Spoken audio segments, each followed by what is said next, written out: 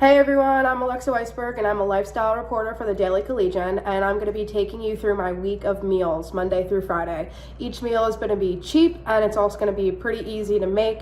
Each day I'm going to do a run through of how much it is per week, and I'm going to be doing a budget of $100 give or take. That we have a few materials and ingredients in here that some I guess wouldn't have in their apartment, or we have that others would have in their apartment. So let's get it started.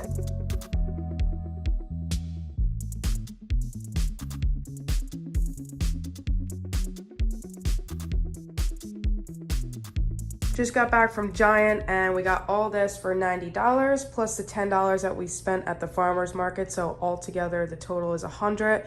So we're gonna make 5 meals for 2 people working on a $100 budget. So today's Monday. We're starting off with a little bit more of a fancier dish. We got a New York strip from Giant for only $18, and we decided to make a Peruvian dish called lomo saltado. I learned this from my boyfriend's family, and it's basically like a Peruvian stir fry where you combine steak, vegetables, fries, and rice. So these are the ingredients that you're gonna need to make the dish. It includes steak, red onion coated in ají amarillo, which is a Peruvian yellow hot pepper sauce.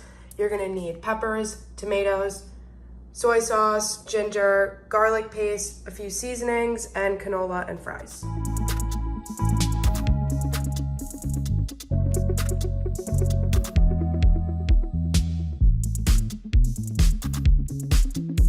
So now we have our washed rice, and I have a cup of water. You're gonna wanna do 1 to 1, so 2 cups. 2 cups of rice, 2 cups of water, and so.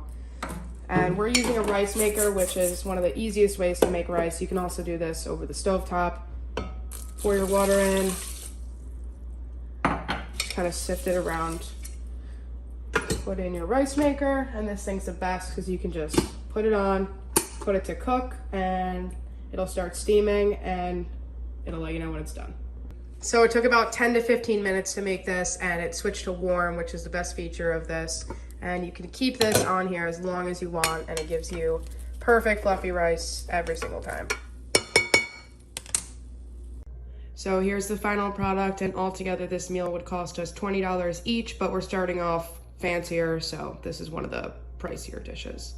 So today's Tuesday, we're making something super simple and cheap. We're making flatbread pizza, and it's gonna take a total of 10 minutes, and altogether is about $8 each. Everyone knows what goes in a pizza, but basically you're just gonna need flatbread, mozzarella, tomato sauce, any kind of toppings you want. I like Parmesan cheese, and any kind of seasonings you want for the pizza as well.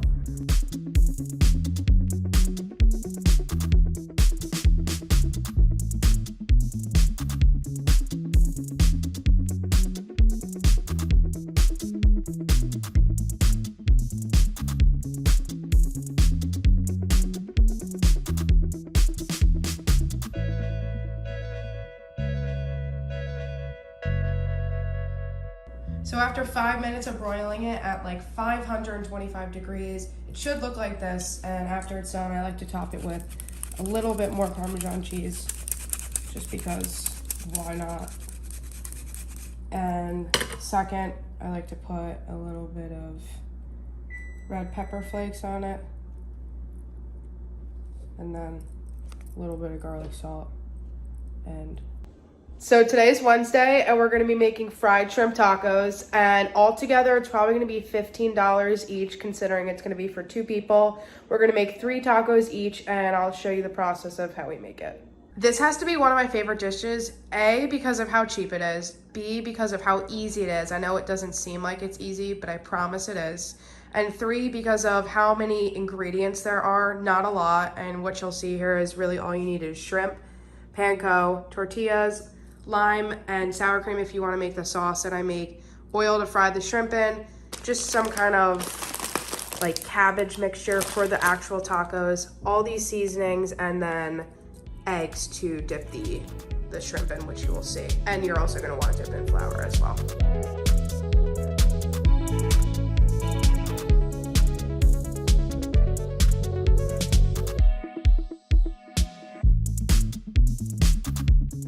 So we're gonna be double frying these.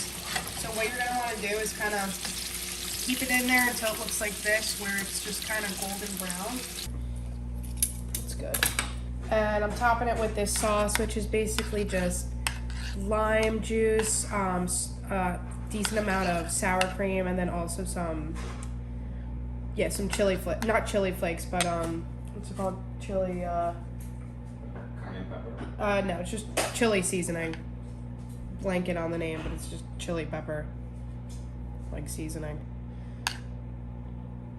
But yeah, you're just gonna, I also add a little bit of water into this sauce because I really like to have a lot of like movement with this, so you can kind of decorate it the way you want. And then I'm just gonna top it with some cotija cheese, which is just Mexican cojita Mexican style grated cheese. And this is the final product right here. So today's Thursday, and we're going to be making an Italian dish called pasta alla cieca, which is basically just a pasta dish with roasted tomatoes, a little bit of mozzarella, and we're going to add sausage in ours. You don't have to do that. That's just an addition for us. And we're also going to be making roasted garlic bread.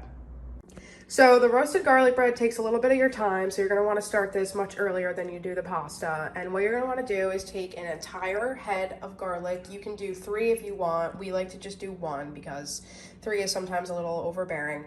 And then you add olive oil, a little bit of salt, and a little bit of pepper. And then you're just going to crumble this entire head of garlic, and you're going to put it in the oven, which is at 400, and you're going to put it in for 1 hour. So to make the garlic bread, you're going to want to take some fresh parsley, or you can take dried parsley, completely up to your own preference. And then you're just gonna finely chop it. So once you're done with that, you're gonna wanna get a bowl out and add all your parsley into the bowl. And then you're gonna take your roasted garlic that we did before, which has been cooking for an hour, and oh wow. So that's what it looks like when it roasts after an hour. And this is the best part. And you just squeeze it. You just squeeze it out like that. Super satisfying. And then you just add some soft butter to that, salt and pepper, and then we're gonna put it on our bread. Put some olive oil on a pan.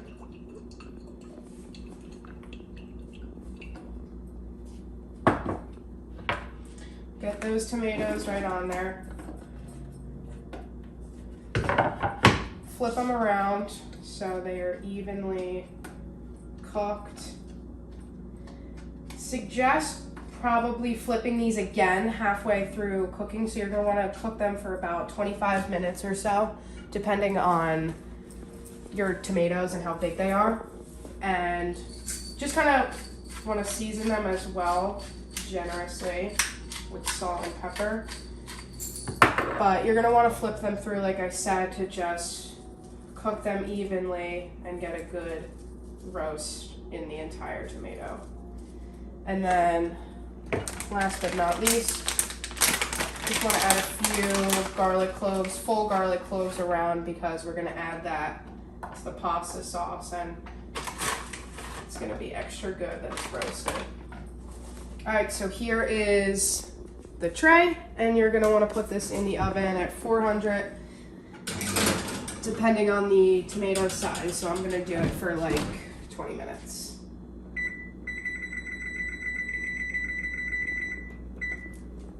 So this is just our garlic bread with a compound butter on it, and I roasted it at 425 for about 10 minutes, and this is how it came out.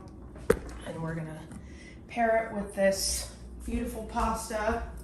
So it's Friday, and we're gonna be making chicken katsu today. We're kind of sticking with a frying theme this week just because it's super easy and super cheap. So basically it's just a chicken cutlet with a few Asian-inspired seasonings in it. We're gonna be making it with bok choy and rice on the side. So these are the ingredients that you're gonna wanna need. Flour, rice, panko, we're making bok choy, you can make any side that you want. Salt, pepper, white pepper, onion powder, scallions to top it with, canola, eggs, and chicken breast. And altogether, I would say this is a $12 meal.